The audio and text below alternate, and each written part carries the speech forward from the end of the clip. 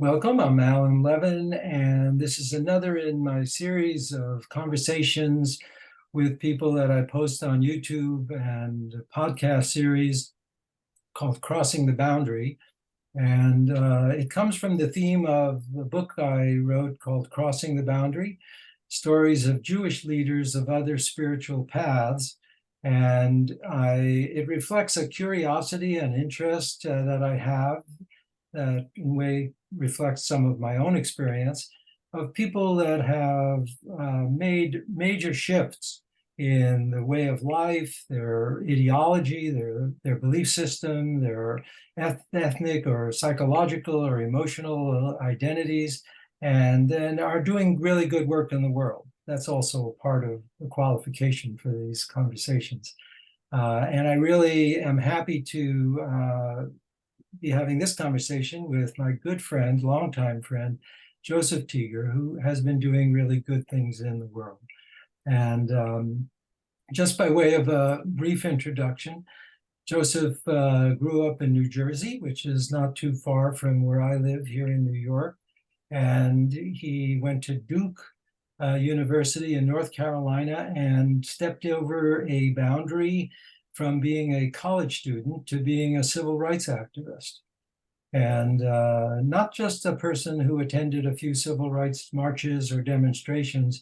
Joseph was a full-time activist working with local and national organizations like CORE, the Congress of Racial Equality, and being involved in some of the early days of white participation in the civil rights struggle.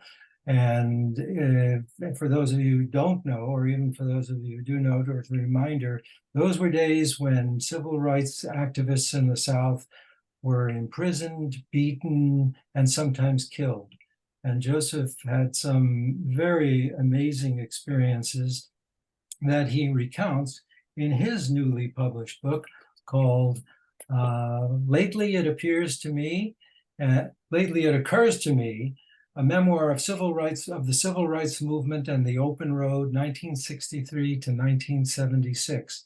And the book describes in very vivid detail his first few years in the civil rights movement, and then another boundary crossing, which took him on a vision-seeking trek across the country to California, and many adventures there. And I first met Joseph in the Bay Area of California in the early 80s, when he and Johanna, his wife, had produced a series called How Then Shall We Live, which featured Ram Dass and Stephen Levine, and has become a PBS television series, which I think is still somehow accessible. You can confirm that, Joseph, when we talk. And it teaches Ram Dass and Stephen Levine sharing the essential teachings for personal awakening on social action, impermanence, and living life fully present. So our meeting there sparked a long friendship, which continues to the present day. And I was also able to play a small role, a minor supportive role, in Joseph and Johanna's next big project production, which was called Reaching Out, which again featured Ram Dass in Oakland. And maybe we'll have some time to talk about that. It was quite an amazing event. So anyway, Joseph is back in the public view with his new book, and I'm very happy again to be talking with you today, Joseph, and introducing you and hopefully many others to what it is you're all about and what this book is about, and some of the lessons you've learned along the way. So just starting out, I wanted to ask you, where did it all come from for you when you really reflect back, like your impulse to go on the adventures and explorations that you went on? Do you trace any of it to your early life and your or your ancestors? Yes, actually. When I was 13, I was not bar mitzvah. My parents were not particularly religious. They were certainly culturally Jewish, but I never got the preparation, and all of a sudden there I was 13 and there was no bar mitzvah. And my father sat me down and on my 13th birthday and told me about Upton Sinclair and Sinclair Lewis and Edna St. Vincent Millay and Clarence Darrow and the Scopes trial and Sacco Vanzetti trial, and basically gave me a reading list of books that I would never hear about in school, and transmitted a kind of a social action gospel. Wow. He was one of 9 children. He was the youngest. He had to drop out of school, and I don't think he got to high school, but he went to Cooper Union in Greenwich Village, and was part of that scene. And then the Depression came, and he had to give it up and go into the real estate business. But he had something inside him that he passed on to me. Yeah. Yeah, that's powerful. It's very powerful. Yeah. And getting to some of the recollections that you do share in your book about well, maybe before we get to that part, is there anything about your earlier life, your teenage years, your high school years, that were meaningful in the context of how you developed? Yeah, I went to a private school in West Orange, New Jersey, from nursery school through the 11th grade. And by the 11th grade, I was deeply involved with H.L. Mencken, and I was rather arrogant, and I could see hypocrisy, and I was having none of it. And I wrote some things for the school newspaper, such that during the summer, the head of the school contacted my father and told me that unless I apologized, I couldn't come back for my senior year. And my father told me, "It's up to you, bud. You can apologize if you want, but you certainly don't have to, and I'm not encouraging you to." And I wound up going to East Orange High School for my senior year, which was So you never did apologize. absolutely not. Yeah, right. Wow. So this is, yeah. So you were out there already, and you're. Yeah, and East Orange was about maybe half Irish and Italian, half Black, and there were about 4 or 5 Jews, and that was where I needed to be. I really just loved being there, and I've been really deeply touched by Montgomery, the bus boycott, and by Little Rock. Mhm. In fact, I sent a postcard to Orville Faubus, the governor of Arkansas, saying, "You may think you're a big shot, but I think you're a big shit." So I was kind of precocious in terms of being Lovely. a New Jersey intellectual, and Uh-huh. But at that point, you were mostly in your seat, so to speak. Yeah. yeah. And But then when I went to Duke, and my father told me, "Bud, remember, as a Jew in the South, don't get involved in anything." He told me about Leo Frank being lynched in Georgia, and I was 16. I skipped a grade, and I was the youngest in my class anyway, because I was born near the end of December. So I was 16 when I entered Duke, and sit-ins happened in February of that year. I just turned 17 in my freshman year in 1960. And I was aware of them, the sit-ins in Greensboro that spread to Durham and 10 other towns in North Carolina, as well as throughout the South. Yeah. But I didn't get involved, and it was beyond my conception that I would get involved in it. But then in my senior year, when I just turned 20, in February of '63. I was, as I talk about it, actually it's where my book begins. I was at the Right, coffee house, the only near bohemian meeting place in Durham, with right. my friends, and an integrated group came in and from a picket line, and I was telling my friends how much I admired them, and finally one of them said, "If you admire them so much, why don't you go join them?" And it put me into a tizzy, and I did. I went over and said, I'd like to be part of whatever you're a part of," and that launched the next nearly 10 years of my life as a Yeah, full-time movement person. yeah. That was a very moving moment in the book where you described that, because it resonated for me. I remember the first time I stepped over. I was living with a fraternity group, and decided I would go to the march with the picket line that was trying to integrate the local restaurant in Gainesville. And it was a huge, scary moment for me.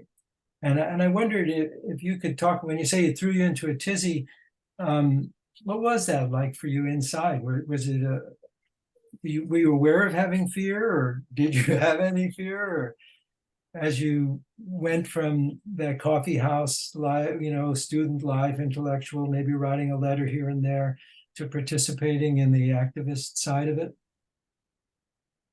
The tizzy lasted about an hour. It was, in fact, I drove home from the coffee house and lay down on my bed, and just that question just rang in my head. If you admire them so much, why don't you join them? And I can't remember what the rush of images was, but by the time I just raced back and caught them just before they left, and there was no more tizzy. I mean, from that moment, I had no second thoughts or recriminations. I was just sopping it up. I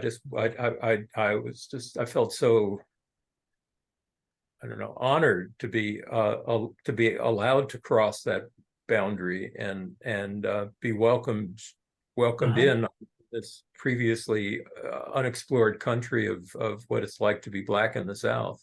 Yeah. You knew that some of the activities were very dangerous. Yeah. Well, I had my own psychological motivation. My mother was rather tyrannical. She was very she knew what was right and what I should do with my life, and what I owed to her to live the life that she wanted me to live, and I was having none of it. So I was in a state of full-blown rebellion against that, and that served me well. It gave me no tolerance whatsoever for irrational authority, and I But was. again, you didn't you so that fire that you're sort of describing moved you through any what would have been fear that, oh my God, I'm going to get beat up, or I'm going to get killed in doing this stuff. Absolutely. Yeah, didn't have it. I didn't have it. Huh. That's quite remarkable. Yeah. I remember going to sit in and being scared out of my mind. I was just so frightened when these hateful people would come up and look at you, like with indescribable hatred. And I know you described some of these scenes very, very graphically, where people put cigarette out on your neck and would manhandle you, and you didn't know what they were going to do to you. And you guys all stuck with the principles of nonviolence in terms of your response. It's very admirable, at least I can see. As people read it now, I become aware of how remarkable that was, but it didn't seem remarkable at the time at all. It was just what we did. It was Yeah. just that it was such a faith in nonviolence, or a commitment to it, or a determination, or just a sheer Hmm. unwillingness to capitulate to tyranny, that that there was no ambivalence, and Was the was the actual practice of being nonviolent when you were in a situation like that something that you had practiced? Like, did they? I've seen films. I didn't participate in any of them, but I've seen films of people getting training in nonviolence where they have mock situations and people yell in their ear and then they learn how to stand. So did you go through any of that, or did you just walk into it? Just kind of walked into it. I mean, it didn't seem that heavy at the time. We were going to, the first thing that I was engaged in was picketing in downtown Durham for fair employment Right. at Woolworths and Crest and several other stores. And Durham was a pretty moderate town. Well, yes and no. I mean, it had its Klan, Right. and no place in North Carolina was really moderate when you get down to it. I mean, Chapel Hill was supposed to be the most liberal town in the South, and we caught hell there. Yeah. But I remember the difference though between picketing, like outside in a public view, and going inside one yeah, of the more, for lack of the proper word, probably redneck kind of coffee houses or restaurants where they knew you were coming and they knew that they were going to give you hell. And though that seemed to be a whole nother boundary to cross. well, I don't really remember doing nonviolent training. I mean, I remember, giving nonviolent training, so they were around. But that first round in Durham, that spring, You were was one of the originals. yeah, the oral transmission, just the shared energy with the Mm. the black students who were leading it, and Gandhi, reading a lot of Gandhi and other books about nonviolence, and it was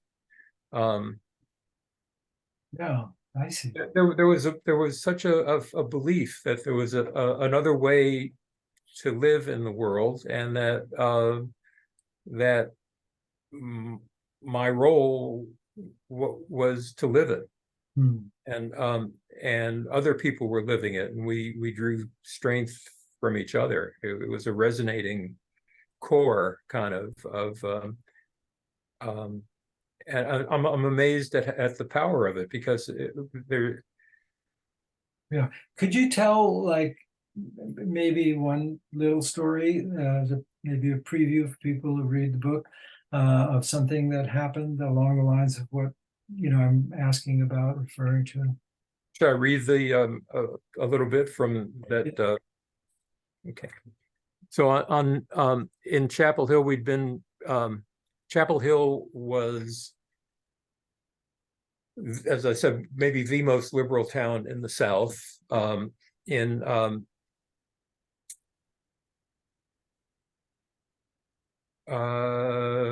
December of '63, a new round of sit-ins was triggered because the town solicitor had prosecuted people who had been arrested during the summer. There'd been a truce agreement that as long they would cease demonstrating, and the mayor would try to get voluntary desegregation of places of public accommodation. Nothing happened for 6 months, but the truce held, and then the solicitor prosecuted the leaders from the summer, and some people were put in prison. And Floyd McKissick, who later soon became national chairman of CORE and was really the leader of the movement in North Carolina, saw an opportunity to rekindle the movement. And the strategy was that the Civil Rights Bill was, Kennedy's Civil Rights Bill was now given new life because Kennedy had been killed, and Johnson was trying to get it passed as a memorial to Kennedy in a way. So there was hope that there would be a national civil rights bill, and demonstrations pretty much ceased. But McKissick felt that that was a mistake, that there was no guarantee that there would be a public accommodation section opening up restaurants and theaters in the Civil Rights Bill. And even if it were, nobody knew if it would pass. And he felt that demonstrations were vitally necessary to keep the pressure up. So he basically started a new round of demonstrations in Chapel Hill, seeking to get a public accommodations ordinance in town. And so you're going to read a piece related to that. So after a few hundred arrests over a period of a couple of weeks, there had been no progress. The town seemed recalcitrant, and we decided to up the ante and sit in at a couple of Klan hangouts on the outskirts of town where we expected we might run into some resistance. So on New Year's Eve, the woman that I met the night that I met the movement, Gina, I call her Gina, who I remained together with as long as I remained part of the movement. Gina and I and 7 other people went to a place called Carlton's Rock Pile, which was a grocery store, a segregated grocery store. And let's see. We drive a few miles to Carlton's on the Durham Highway at the eastern edge of town. And at 11:40 p.m., I lead the 7 of us through the door, which bears 2 stenciled signs saying whites only and no dogs are colored. Carlton himself stands behind the cash register, the only other person in the store now, just 20 minutes before his midnight closing time.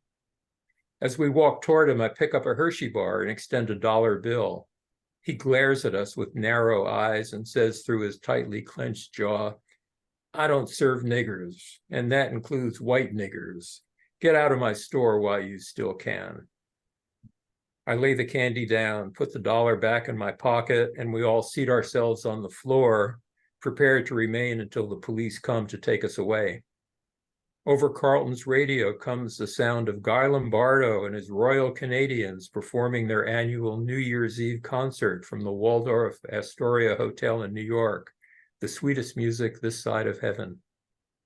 Carlton walks to the door, locks it, places a close sign in the window, looks at each of us, sighs, and says, as if he were alone in the store and speaking only to himself, "I'd better mop the floor now."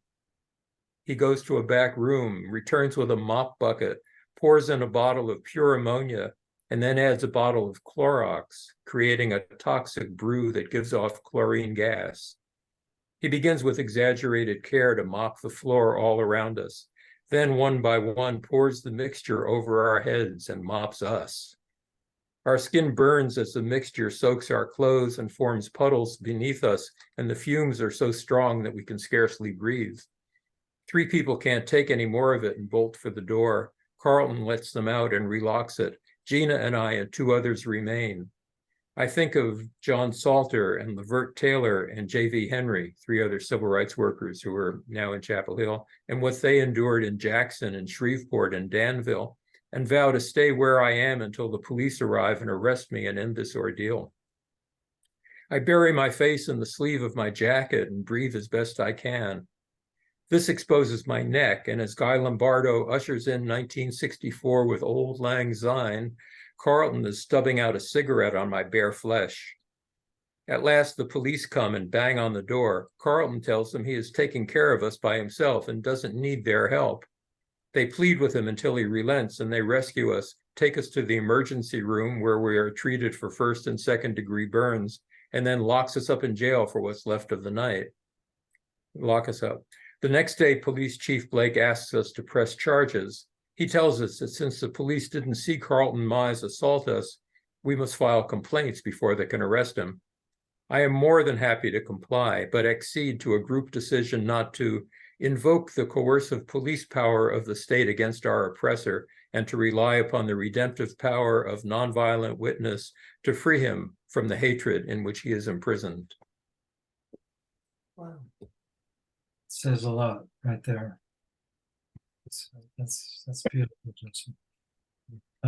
One of the things that also does in terms of the style of your writing is the incredible attention to detail that to events that happened 60 years ago or so ago. And I wondered, just to ask you, did you always keep an intense journal, or does your memory just focus that way? You're able to remember the name of the song that's on the radio and the names of the people who were at certain events. And how does that happen? Well, two things. One is I did a lot of research. I drove back to North Carolina. In fact, I was there on 9/11 in 2001. And the state library I got to the state library in Raleigh, and it was locked up because 9/11 had just happened, and everything was under security lockdown. So they would have had the events in a way, but you remembered things in parts of your book, like what you had for breakfast. Yeah. Well, I remember when I think I was in 10th grade or something. I heard from some of the kids on the school bus that somebody had told, the school psychologist had told one of them that I have a photographic memory. Okay. And I have no idea what that means, and I don't know technically whether I do or not. But heard the term, yeah. Well, you seem to have a very acute memory for details of going way, way back. And also I thought about it a lot. There have been times when I've just kind of reviewed. There was a period when I just went through the entire movement period over a period of about a month, when I was after I'd left the movement, and I was in California, and I'd had adventures for about 10 weeks, and then I got a house sit at Leonard Weinglass's apartment, who was the attorney who was on the East Coast representing Dan Ellsberg in the Pentagon Papers case. And We're going to get to that in a little bit. Yeah, but I just revisited that entire period, and just because I was trying to figure out what to do with my life. And you wrote it down. Yeah.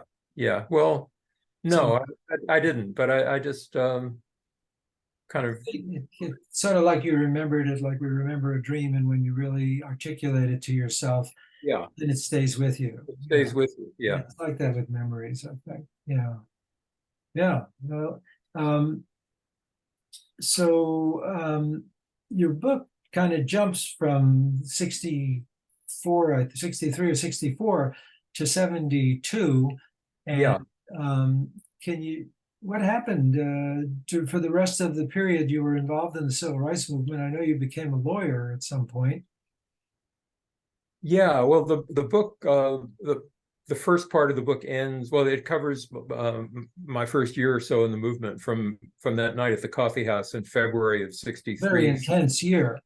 Yeah, getting out of prison in North Carolina in May of 64. Right.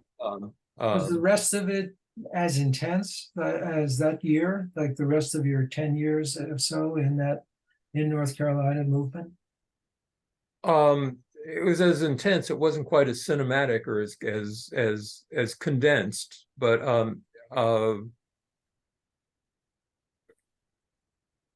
that summer of 64, Gina and I went to Washington, D.C., and we worked at the SNCC office doing support research for the Mississippi Summer Project. And then we went to Boston. I'd been admitted to Brandeis to study with Abraham Maslow in a doctoral program in clinical psychology at Brandeis. And then in December of 64, I got pardoned, or I got a commutation of my sentence from North Carolina, and the other 21 charges that were pending against me got knocked out. So I was free to return to the state.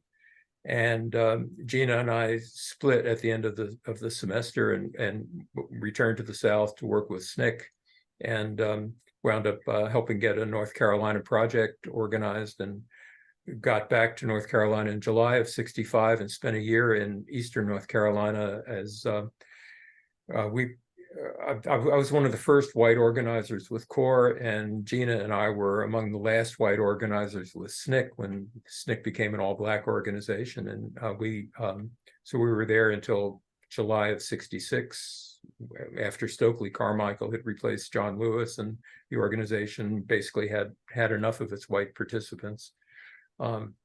What's your sense of that in retrospect of that shift, that change? God, it was painful. It was really hard to be kind of not wanted anymore. Uh-huh. We certainly understood the impulse for Black self-determination. Did it make sense to you politically as maybe the right thing to do? It had its own logic. Uh, It made sense on its own terms, and and we supported it and found other things to do. But it was we also went to Washington, and Gina started working at the Poverty Rights Action Center, which was operated by George Wiley, who had been he had been a candidate to succeed Jim Farmer as the national director of CORE, and Floyd McKissick had run against him, and Floyd had campaigned against George because George had a white wife. And so George was still an integrationist, and he started the Poverty Rights Action Center and developed the National Welfare Rights Organization, which was white and black and white. And I got a job working with Congressman John Conyers in his congressional office in Washington. Conyers helped found the Congressional Black Caucus. So we found ways to continue to work with the movement that were that have room for white people in them. And then I decided to apply to law school because there was a role to play as a movement lawyer. I could a white person could still be a part of the movement as a lawyer. So I mean, we were still committed to the movement, even, and we found our roles, our niches to continue. So what was the turning point for you, or if there was a sharp one or a very gradual one, where you no longer felt so certain about the movement, and you even decided to leave North Carolina and go west for a while? I think it was by 1971. Well, in the spring of 71, I finished law school in 70. I'd been involved in organizing as a law student, organized a radical group at Duke Law School called the Student Legal Action Movement. And then a year later, we expanded that to a Southwide organization, the Southern Legal Action Movement, which involved about 250 lawyers and law students and movement people in something like the National Lawyers Guild, but as a regional organization. And we got funding from the Lawyers Guild to do it. And then in 71, I started practicing law in 70. In the spring of 71, I went to Cuba with the Venceremos Brigade. Gina and I both did, and we got back and went to Fayetteville to work with a GI coffee house, organizing GIs to basically encourage people to support GIs to refuse to fight the war. That was kind of that was the bottom line premise, was that the one way to stop the war was to assist GIs in refusing to fight it. So it was rather insurrectionary in its own way. So I was still full tilt in the summer of 71, but by the summer of 72, it was all over. And I think what happened in that intervening time, the movement got kind of crazy and began to believe its revolutionary ideology, that there was a revolution that was going to be made and we were going to make it, and that was kind of crazy. There wasn't any popular support for it, and by that time, I didn't really want that kind of a revolution to succeed, because the movement, the ones that were catching the headlines were like the Weather Underground and the black, very militant black groups. Yeah, so there were guns, and there was no more nonviolence. No more nonviolence. No, it was and there were sectarian struggles, and there were revolutionary fever dreams, and there was no base of support, and it was It was painful for those of us that were struggling with our own conscience to find ways to be part of it. I mean, the war was still going on after all this time. Nothing we did seemed to help. The black-white relations had gotten really bad.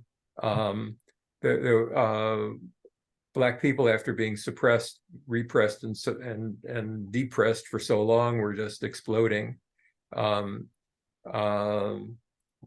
It was a terrible time, and Nixon was president, and it, in a way, resistance was futile.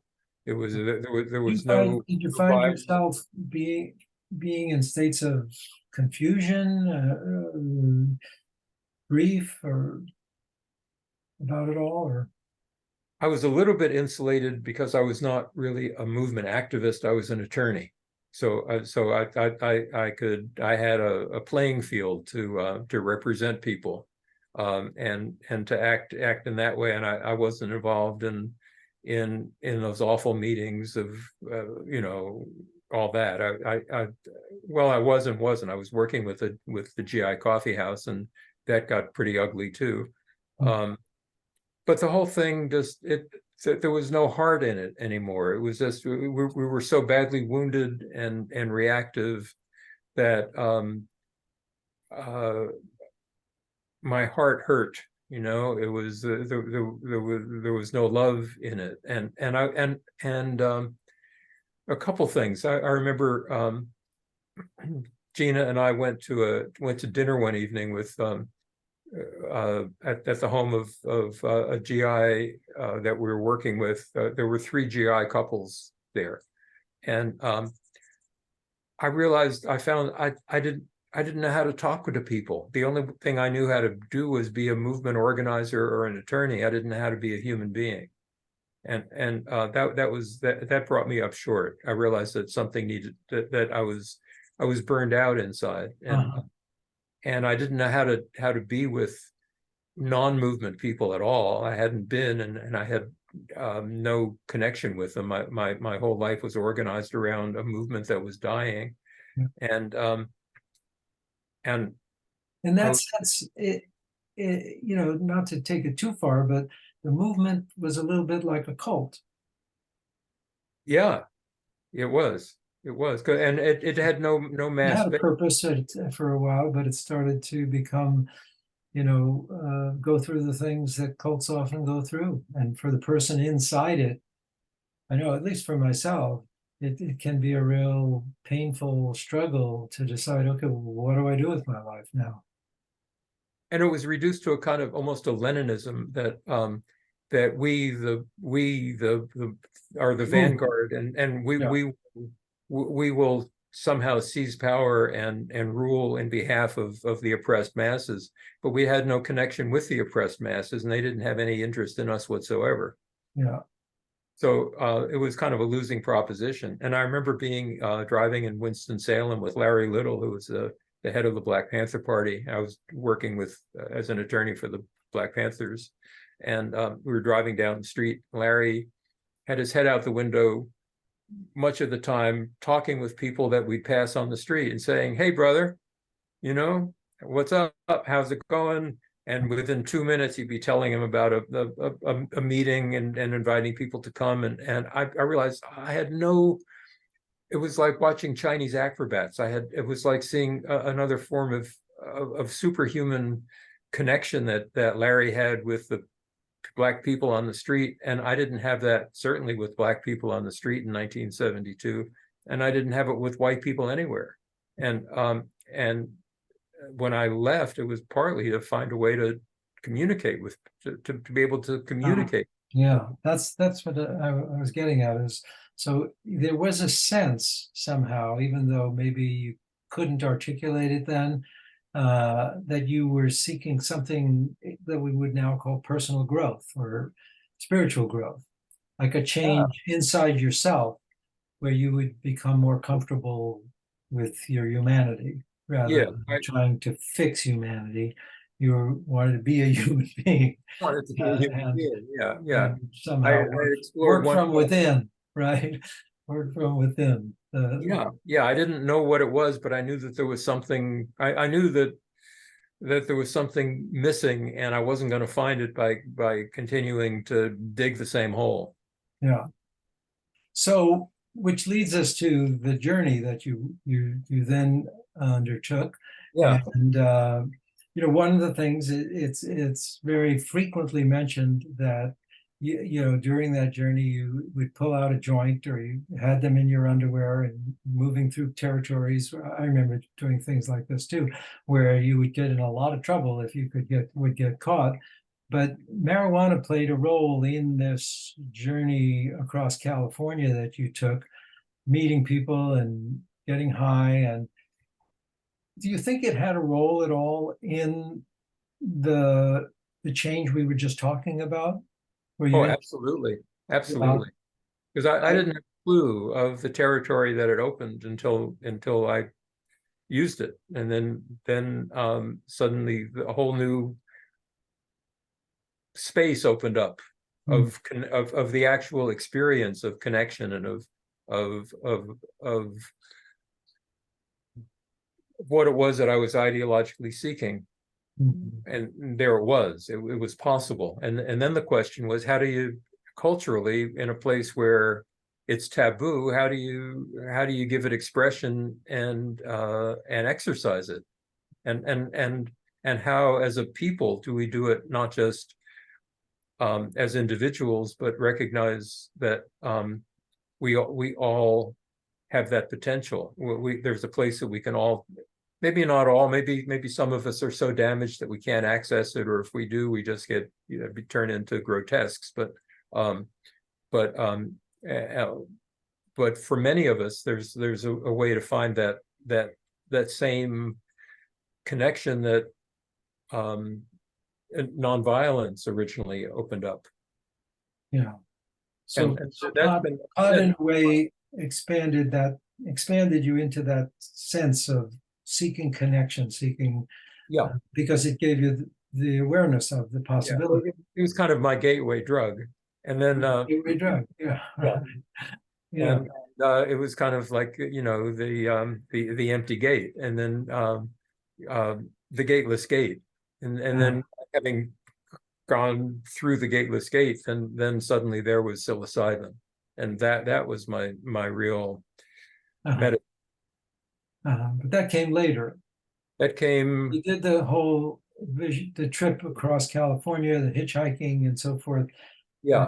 and you wound up in Berkeley amongst hippie communes and so forth. And Well, not really hippies.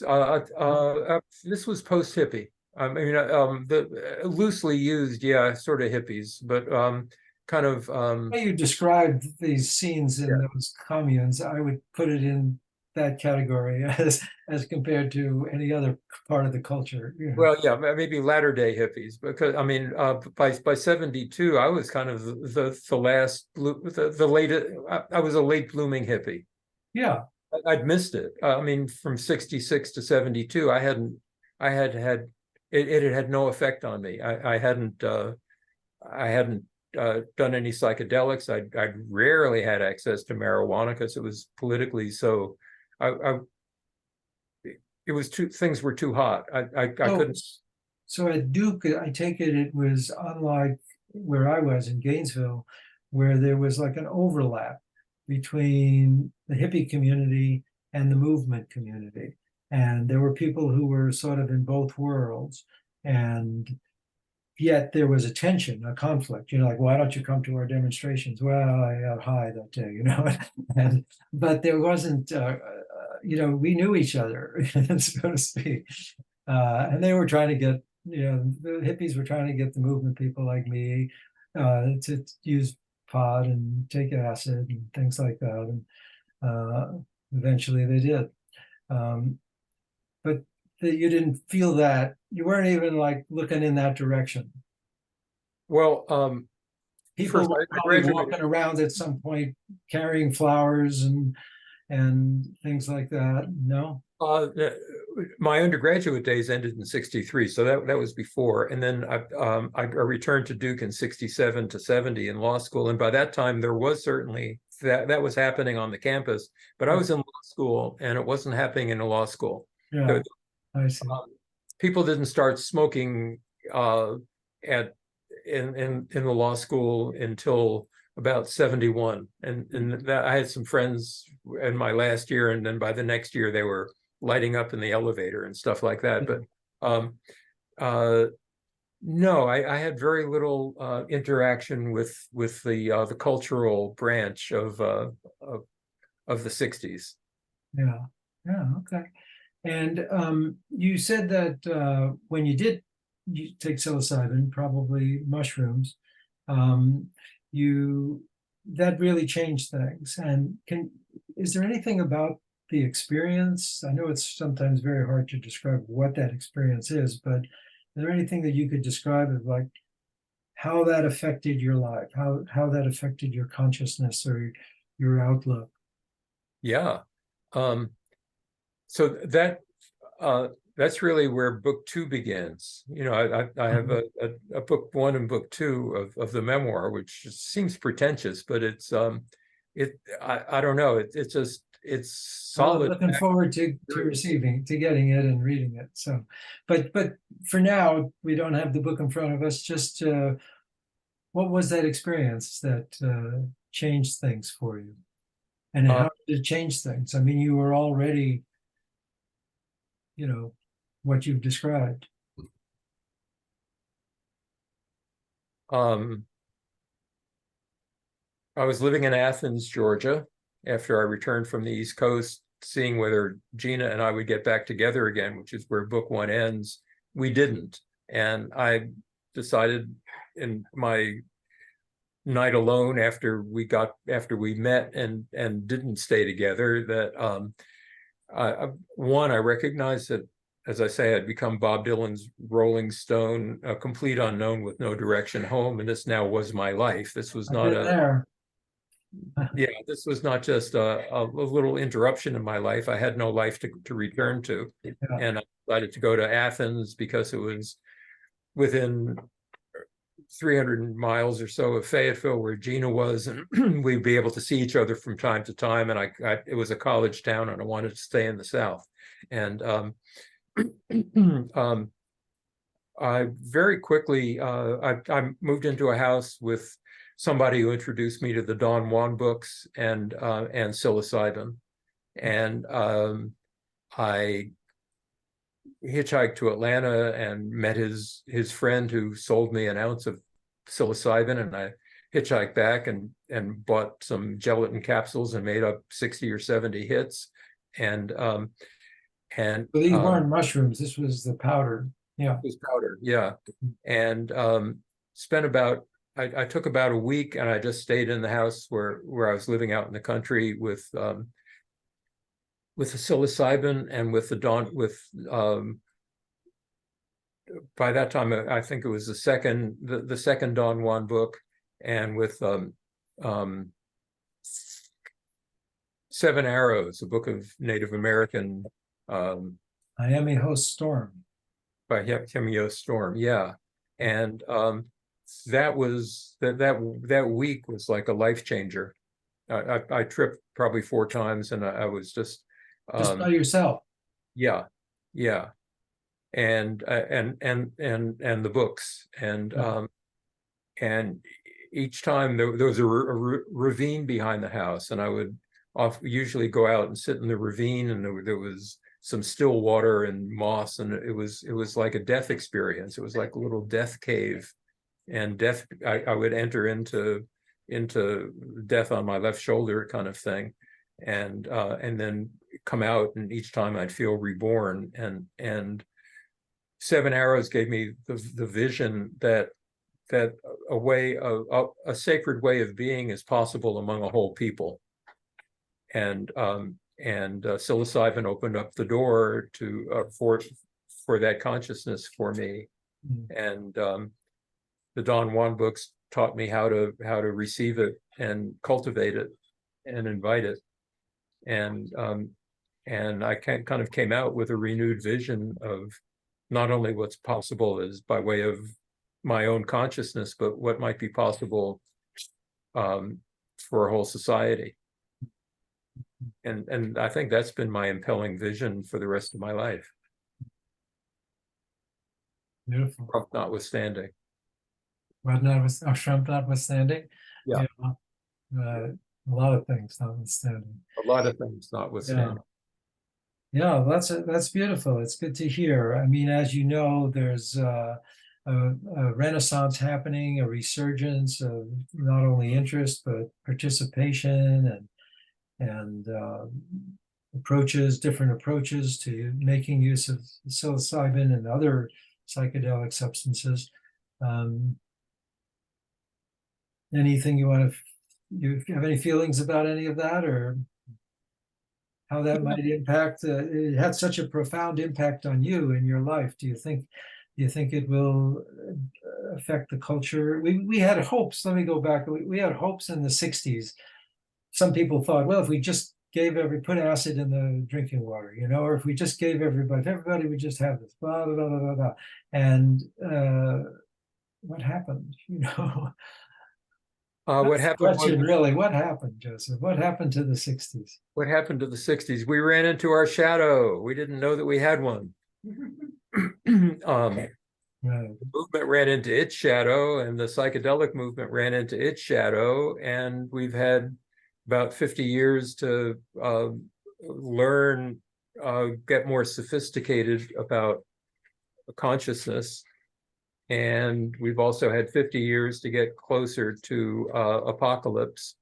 And there was something in the 60s about the undeniable presence of malice in the world, the malice of segregation and the malice of the war in Vietnam and of imperial dominance, of toxic male domination and all of it, that we were face to face right up against and we're able to contend with. And now it's so overwhelming that somehow the possibility of an alternative force being powerful enough to take it on, like a Hegelian antithesis to the MAGA thesis, that somehow there seem like impediments, barriers between us and full engagement.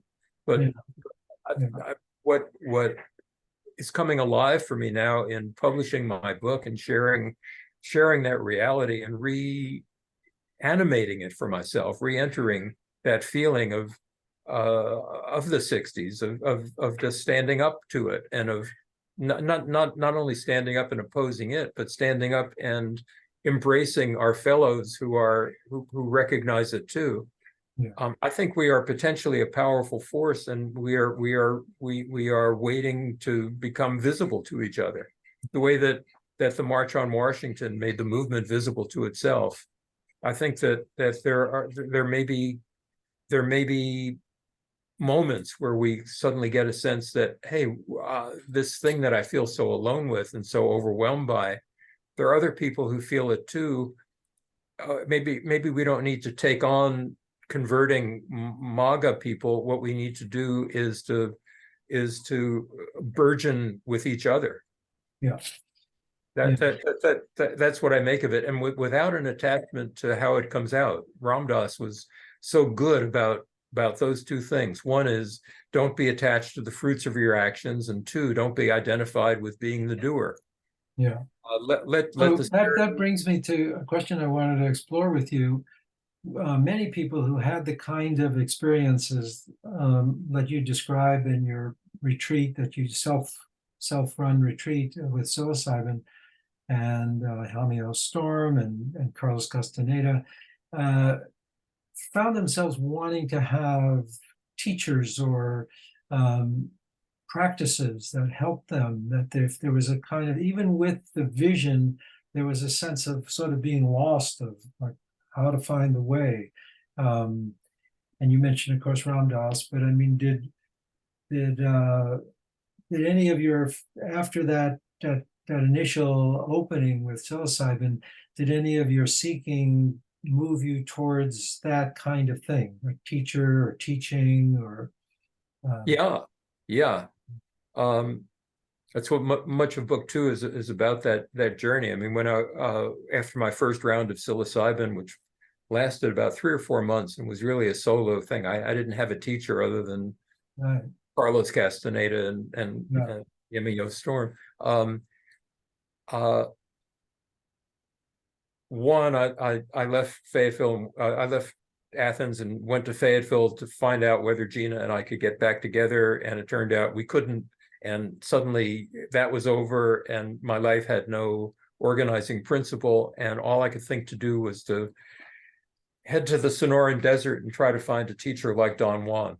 So I set out to do that, and I stopped off in Athens on the way through, and a funny thing happened along the way, and I was at a party and I didn't know anybody, and I took some psilocybin and I climbed a tree, and I had a broken ankle at that time, and I had a cast on my foot, and when I was in the tree and I realized I didn't know how to get down, and I had to pee, and I wondered whether to deal with, in order to deal with issues of shame that I hadn't yet addressed, I was actually going to have to pee in my pants sitting in a tree at a party on psilocybin with people I didn't know.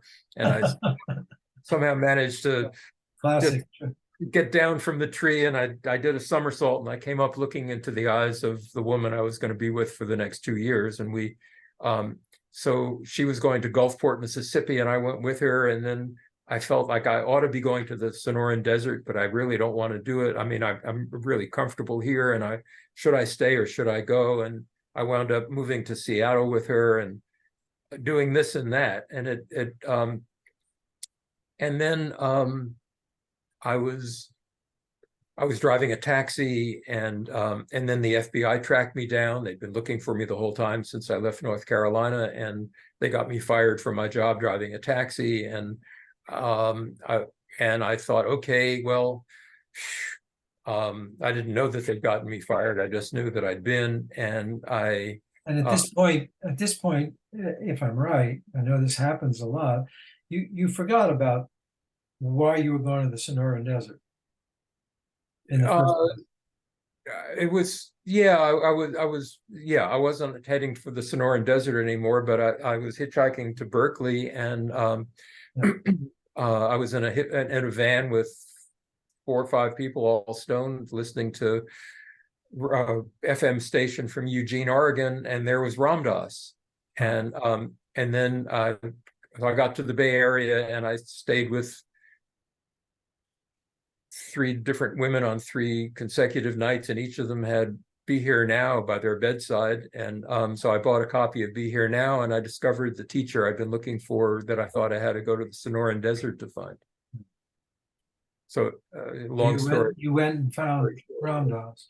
Yeah, Ram Dass became, or Be Here Now became my teacher.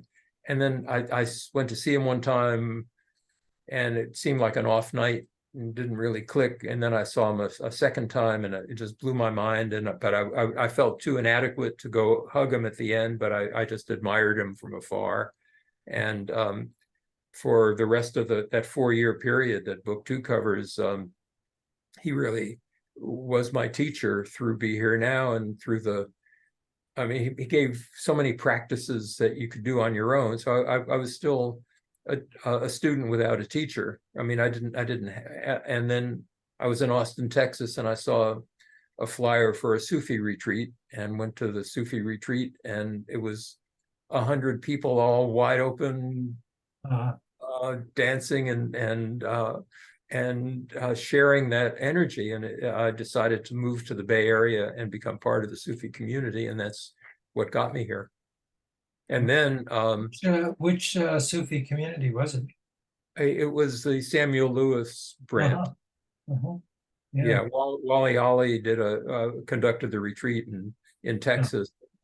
And I heard him being interviewed by somebody from the radio or newspaper person, and saying that he'd been a civil rights activist at the University of Alabama, and now he was Mershid Samuel Lewis's disciple, and that was enough for me. I just that got me to San Francisco, Mhm. and So, so at some point, though, we make a little bit of a jump. I know you met Johanna, your wife, who you're with, and you together developed these two really major productions that I referred to in the beginning: the "How Then Shall We Live" video series, and then the "Reaching Out" program, which was this huge event in Oakland that involved, I don't know if 1,000 people were there or more, and yeah, Ramdas was heading or emceeing really, and there were famous singers and performers, and there were diversity training workshops, and uh, like a whole series, like 10 events, I think, in a sequence, right? yeah, And 10, then 10. that got videoed, and you did something with that, with the video series. Yeah. Oh, You so want to you mention, I'll put it in the liner notes of this podcast, and the links to get some of these things that you've done great. that are still available. Yeah, our daughter Jessica is helping us create a website that will have the videos of How Then Shall We Live and of Reaching Out. So they will live, and we'll be putting them on YouTube. And that's been a dream for years, is to get them back out in the world again. So publishing the book really is the two books is the opening the door for Yeah. putting out what we've done in our lives together. Yeah, so when I got to San Francisco, to the Bay Area in September '76, I came to go to graduate school and a doctoral program in transpersonal psychology again, kind of picking up from what I'd left when I left Brandeis and left Maslow. Your last stab at academia. Yeah, and I did all my coursework and had a dissertation to go, and then by that time, so when I arrived, I was thinking that I wanted to do a dissertation on the inseparable integration of the political, spiritual, and psychological dimensions of liberation, and that I wanted Daniel Ellsberg and Ram Dass to be my faculty. To be on my dissertation committee, my non-faculty members. And I didn't know either one of them at the time. And then within very short period of time after I met Johanna, we met Ram Dass, we met Dan, and we introduced Dan and Ram Dass, and brokered their getting together and having a dialogue on the spiritual and political dimensions, and that all became part of the, and then Ram Dass invited us to and we started, Johanna had the impulse to do video, to record the teachers of our times. We had a very fledgling grasp of how to produce video, but by God, Ram Dass and Stephen Levine invited us to record 2 9-day retreats that they did at Yucca Valley, and we came home with 100 hours of footage. And whoops, sorry, a junk call. Okay. Oh, did it blow away our Zoom? No, Oh, there we are. we're here. Yeah. So Yeah, so that is what sparked or led to How Then Shall We Live, that video yeah, series. yeah, Yeah. So Daniel, together, I think we can take just a second or two to honor both Ram Dass and Daniel Ellsberg, two great men, great spirits, who, in their very different ways, did so much for this planet and for all of us, really. And I know they were both very important in your life. they were essential to my life. Yeah. They were my great teachers. Yeah. And There is that, isn't there? That we need to have and at some point be mentors or elders or teachers for others. And that's how transmission seems to work. You know, as much as things can come naturally to ourselves, there's something about the spark from an individual who's received that spark from some other individual and passes it on. you know, all this time, I pretty much had the model that Ram Dass was the one was the great teacher about conscious living, conscious dying, and Dan was the teacher about dedication and political commitment. But I realized that Dan was as much a teacher about conscious living, conscious dying as anybody who's ever existed, possibly. That his absolute commitment to stopping nuclear war and to gave him a power. I mean, he was. I don't know what his personal experience was of dealing with death throughout his life, but certainly by the end of his life, he was graceful. He was graceful. He was filled with grace, Yeah. and his political motivation was his path of enlightenment. So I think of Dan as much of a bodhisattva and a great spiritual teacher as anyone. He was not just a political operative. Yeah. No. Yeah. So I think we're going to be wrapping up, and I want to ask you just maybe just take a moment and then share whatever comes to you about what you see, how you feel about what's going on in the world. You said a bunch of it about it before, but and what you see is next. What do we need to do, or For me, how to be with it? what I need to do is to get past my wise ass, arrogant, intellectual superior origins, which is what I kind of came out of when I found the movement. That was my first beginning of liberation from that. Yeah. But that the vivid awareness that we had in the movement, that the people, even Carlton Mize, who dumped the Clorox and ammonia over us, was a victim. That he was imprisoned by his own, who knows what, his own beliefs, his own karma, his own inability to deal with his personal pain, whatever it was. That the MAGA people are like that too. They're not just contemptible. There's something else going on here. They're victims, and despising them is just an indulgence, and it's what keeps me from the place of power and potency in the world of not hating them, not being reactive to them, and that opens the possibility of the power among those of us who are free of that to become a force, a Hegelian opposition worthy of the name, that can take on the death trip, but that the species is on, and help to forge a way forward for the species, that we are in the great final stage of our species evolution, unless we evolve past something, and